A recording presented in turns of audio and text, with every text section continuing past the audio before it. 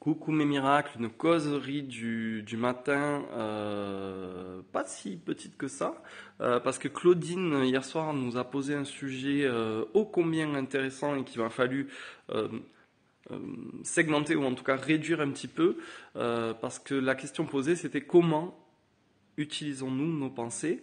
Et donc le sujet est très vaste, touche à plusieurs domaines. Et moi j'ai décidé de le prendre sur un domaine particulier, d'un point de vue un petit peu plus spirituel que psychologique, même s'il y aura un petit peu de psychologie dedans. Et donc ça va être à travers l'unité et la séparation. Donc voilà, un système de pensée qui nous fait quitter l'unité pour vivre expérimenter la séparation. Donc, comment on utilise nos pensées, globalement, assez mal finalement, parce qu'on a un esprit très indiscipliné. C'est le fameux pilote automatique de l'ego. Donc, cet ego, tu sais, qui est un logiciel finalement, qui va tenter de voir tout ce qui est potentiellement dangereux pour ta survie en tout cas physique, corporelle, parce que lui, l'ego, l'ego le sait très bien, il est lié, il est attaché à ton corps, à ton cerveau, à ta partie organique, donc si t'arrive quelque chose de sérieux, si tu passes l'arme à gauche, lui aussi. Donc il y a un instinct de survie très très fort. Et donc pour revenir à tout ce système toute cette pensée-là, je ne vais pas m'étaler sur notre pouvoir créateur. Tu sais, la loi d'attraction, de radiation, si tu armes une pensée de sentiment, de croyance, boum, tu expérimentes des choses qui concordent avec ça.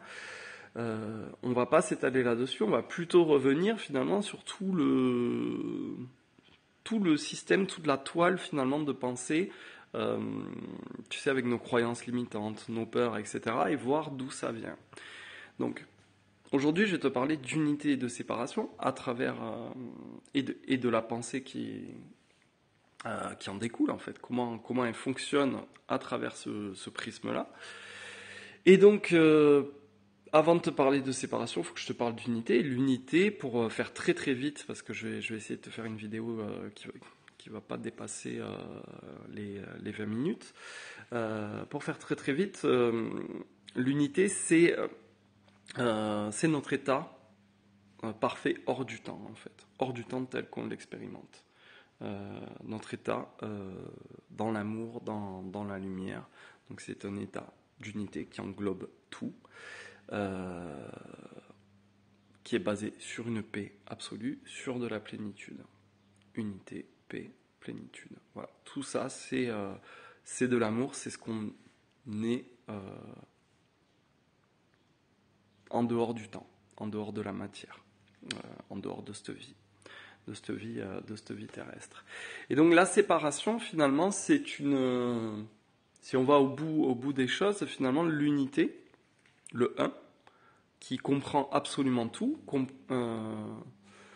pour pas partir dans des explications trop techniques. S'il comprend absolument tout, il comprend aussi un scénario ou de séparation, en fait.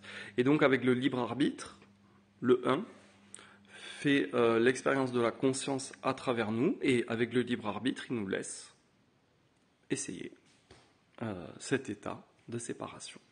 Donc si tu ne veux plus être dans l'unité, tente d'être dans la séparation. Et dans tous les cas, vu que l'unité englobe tout et que tout revient au 1, fais ton expérience de séparation, tôt ou tard, tu reviendras à l'amour inconditionnel. Donc, ça va être là-dessus, cette vidéo va être axée là-dessus, et on part du coup sur les systèmes de pensée. Donc de la séparation, finalement, naît, en tout cas dans notre cerveau d'humain, beaucoup de tactiques, de stratégies, et elles sont toutes gérées par l'ego. Donc l'ego, notre petit roi, tu commences à bien connaître son fonctionnement. Et donc, si à la base on est dans l'unité, à travers les mécanismes de l'ego, on vit dans une dualité, une séparation. Et ça veut dire quoi la séparation? Ça veut dire que je m'identifie comme une subjectivité, comme un personnage. Je suis l'acteur du film de ma vie, l'acteur principal. Et donc du coup, je suis séparé, je suis différent des autres. Ma vie est différente de la tienne. Et donc, on va avoir un regard par rapport aux autres, un jugement, une comparaison. D'ailleurs, on va pouvoir faire mal à quelqu'un en pensant qu'on ne se fait pas mal, ce qui est totalement faux. Au final, observe bien ce que tu as fait dans ta vie à chaque fois que tu as fracassé quelqu'un, moralement ou même physiquement, tu as eu le retour. Mais on a cette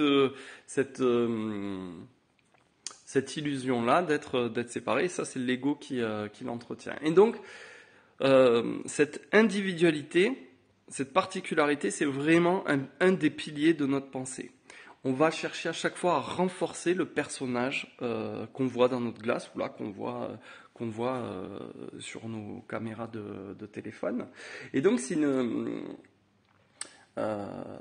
ce qu'on fait au quotidien. On se met devant le miroir quand on se prépare dans la salle de bain. D'ailleurs, on se prépare pour être conforme à notre personnage. On se filme, on se fait beau gosse, on se bouge les cheveux, comme ça on est pour être raccord à notre personnage. Alors dans l'ère du selfie très très instagrammable, tu vois, on est tout le temps en train de regarder si on est bien la personne que l'ego est en train de s'échine à construire. Et donc dans cette quête, on veut tout le temps confirmer qu'on est la personne qu'on pense être. L'idée, c'est de valider notre propre histoire. Et si on a tellement besoin de valider tout ça, notre identité, ça veut dire que notre identité, elle est faible à la base. Tu vois, si vraiment tu es sûr de qui tu es, tu n'as pas besoin, toutes les 5 minutes, de te rappeler qui tu es. Tu vois ce que je veux dire? Donc ça crée tout un mécanisme, tout un prisme en fait, tout un bloc de pensée qui va nous amener à alimenter finalement un besoin d'estime de soi qui doit être conforme à l'image qu'on est. Et tout le temps, on doit tout ramener à nous. Parce qu'on a besoin... finalement, tu vois, de renforcer, d'être dans la démonstration pour qu'on se persuade nous-mêmes de qui on est. Et donc, on va avoir un besoin de reconnaissance qui va fatalement placer des attentes. Et qui dit attente, dit déception. Tu as déjà vu l'autre causerie du matin à propos de ça. Et on va avoir, dans cette estime de soi... nos pensées vont être orientées, par exemple, pour appartenir à un groupe qui va permettre de mieux nous définir, de mieux coller à notre histoire, à notre identité. On va tout ramener à nous tout le temps, parce que ça va nous permettre d'avoir un point de comparaison. C'est le fameux moi je pense, nanana. Et derrière ça, on veut être important puisqu'on a une identité très faible, on ne sait pas qui on est puisqu'on est séparé. Tu vois ce que... J'espère que tu vois bien le prisme, dualité, non-dualité, unité, séparation. Et donc, on veut être important et on veut le rester. On veut rester important en toutes circonstances. Mais si on veut être important, si on veut compter, si on veut peser dans le game, ça veut dire qu'il y a des gens qui pèsent pas. Ça veut dire qu'on est séparés. Ça veut dire qu'on entretient cette séparation. Ça veut dire il y a des gens qui sont dignes, il y a des gens qui sont moins dignes que moi. Ça veut dire que cette comparaison, cette démonstration de qui je suis va fatalement développer des mécanismes de jugement très très rapides, de critique très très rapides pour que je puisse me positionner par rapport à mon histoire et l'identité que l'ego construit. Et voilà, je suis moi, tu es toi, on est différents. Et voilà. Et c'est la séparation telle qu'on a décidé de l'expérimenter. Grosso modo, la séparation, c'est cette fameuse hypothèse, et si j'étais autre chose que le 1, que l'unité, qu'une partie du 1. Et donc, c'est ce qu'on expérimente. Et donc, si je suis si important, ça peut m'amener à mépriser ou à être indifférent vis-à-vis du sort ou de la vie d'autres personnes. Ça, c'est le premier point. On est donc dans l'individualité, la particularité. Je me distingue des autres par le jugement, par la comparaison, par tout plein de choses, dans une quête perpétuelle de qui est mon personnage. 2, toujours les tactiques de cet ego. 2, on a un axe de culpabilité. Donc, tu vois, quand tu fais l'expérience de la séparation, une part de toi sait que ton âme est parfaite. Et en fait, dans cette expérience de la séparation, ce que tu es en train de construire n'est pas parfait. Et dans cette imperfection, du coup, tu as ce sentiment de culpabilité, de honte, de faute, qui n'est pas du tout apparente, qui n'est pas du tout assumé, qui n'est pas du tout au premier plan.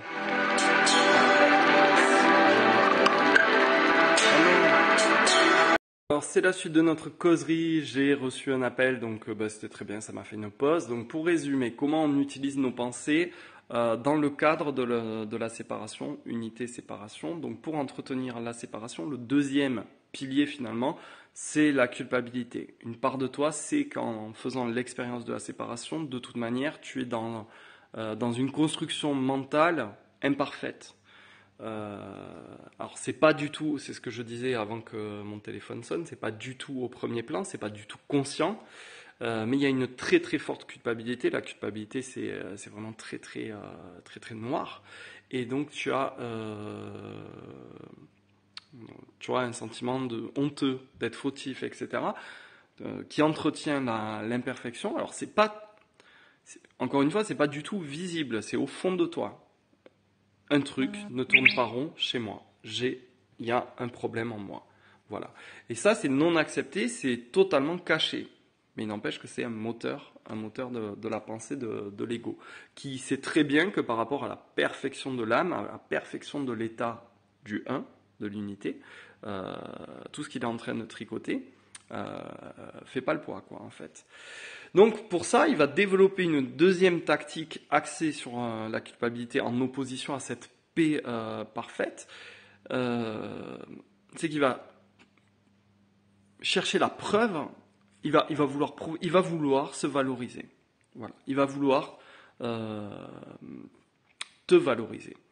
Ça veut dire quoi? Ça veut dire que toutes tes pensées vont être orientées de manière à ce que tu te prouves en permanence que tu es quelqu'un de bien. En tout cas, quelqu'un de bien par rapport au maillage de pensée de l'ego.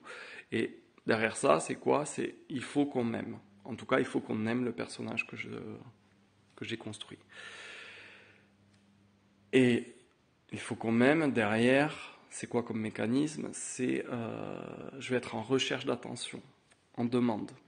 Et même quand je suis dans le contraire, c'est-à-dire un rejet total, le rebelle ténébreux, taiseux, c'est aussi de l'attention.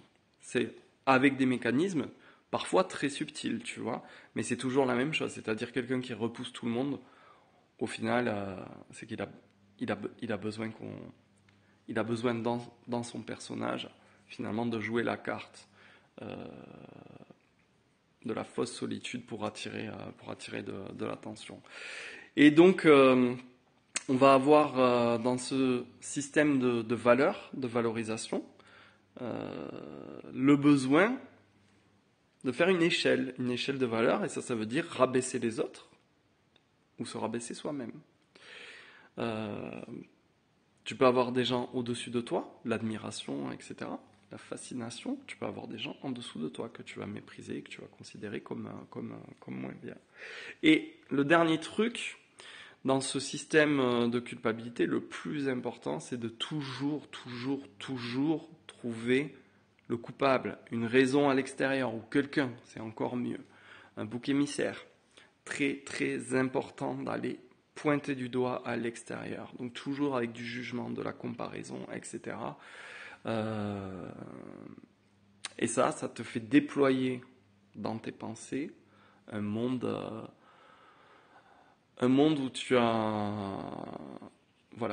où où tu dois trouver le coupable pour toutes tes imperfections.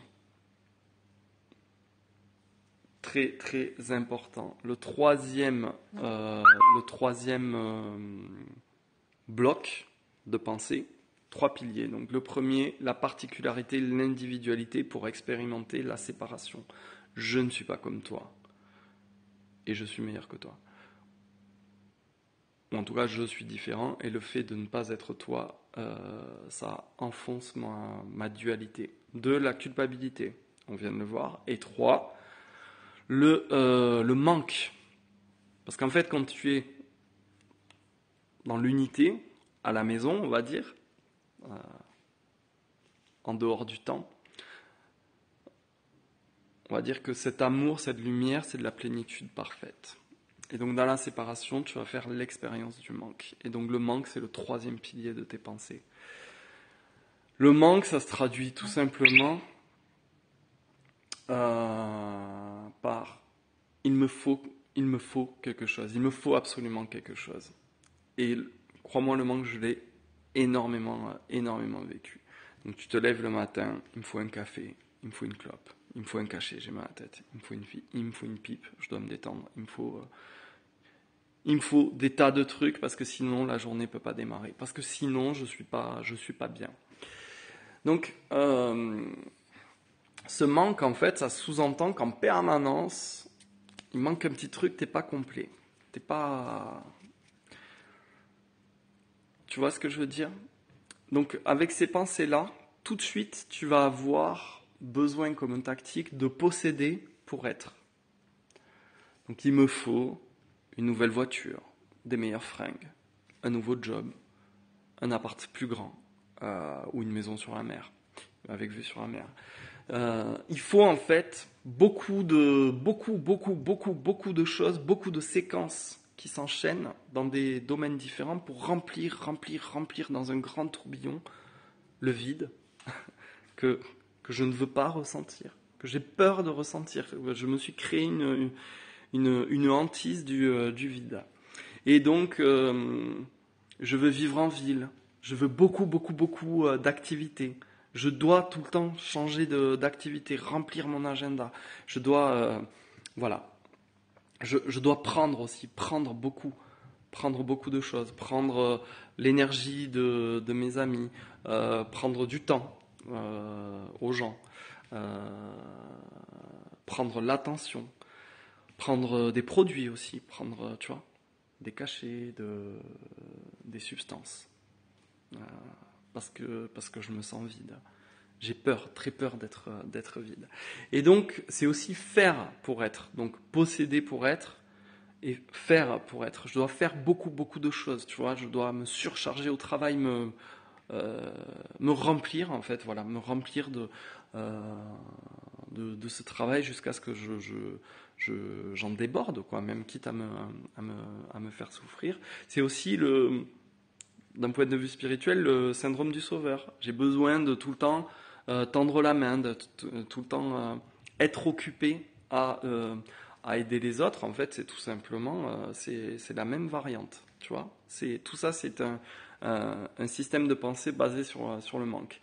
Et au final, cette course un peu perdue d'avance, ça dit quoi? C'est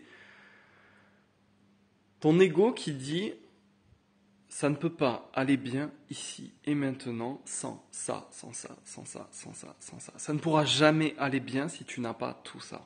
Et donc c'est une course infinie vers le mur que tu vas prendre. De toute manière, la vie est faite comme ça. On a été beaucoup à prendre le mur. Ça se traduit après par un burn-out, ça se traduit par des grosses remises en question, beaucoup de douleurs. Comme je te l'ai dit, les douleurs nous éclairent sur les points qu'on a à travailler. Et donc ce manque, ça peut même aller au niveau de l'ego, en fait, avec un mécanisme de pensée très puissant, dévorante, tu sais. Moi, je l'ai eu très souvent, et alors en écrivant des livres, c'était la folie là-dessus. Des pensées, en fait, qui t'envahissent, mais tout le temps, jusqu'à 3 heures du mat, non-stop. C'est le même système. Des pensées, des substances, des gens, des objets. Des défis que tu te lances pour meubler, pour combler. Parce qu'en fait, dans la séparation, l'ego a déduit quelque chose, c'est que la plénitude, c'est l'arrêt de la partie, c'est le néant. C'est quelque chose de figé où il n'existe plus. C'est la fin. Donc en fait, il va te créer des dépendances à toute chose. Il est impossible pour moi de vivre sans ça, sans toi, euh, sans sexe, sans sport aussi. Les gens qui bougent beaucoup, qui sont vraiment accros au sport, quand c'est vraiment à l'excès comme ça, euh, c'est bouger pour être tout sauf face à cette peur du vide. Et donc, euh, que ce soit des pensées, des produits, des objets, des situations, on va à travers ce prisme du manque dans la séparation tenter de combler un vide qui nous ramène au final au contraire, je t'invite à le faire, à faire cette expérience du vide, de laisser tes pensées partir, de considérer au contraire que tu es complet ici et maintenant, que tu n'as besoin de rien. T'as pas besoin de nouvelles fringues, t'as pas besoin d'un smoothie, t'as pas besoin, de faire des likes sur ton post, t'as pas besoin de gagner plus d'argent, t'as pas besoin, qu'on te dise qu'on t'aime, t'as pas besoin qu'on te valide. T'as pas besoin de te positionner par rapport à quelqu'un d'autre. T'as même pas besoin de le juger. T'as pas besoin de te rassurer. T'as pas besoin d'être rassuré. Tu n'as besoin de rien. Donc pose-toi comme ça. Tu es absolument parfait. Bon, ça c'est ça demande beaucoup de travail. Là, je te donne la théorie. Et quand tu en es là, quand tu dépouilles de tout ça, ces 3 piliers là, tu commences à faire le retour à la maison. C'est un peu le chemin que propose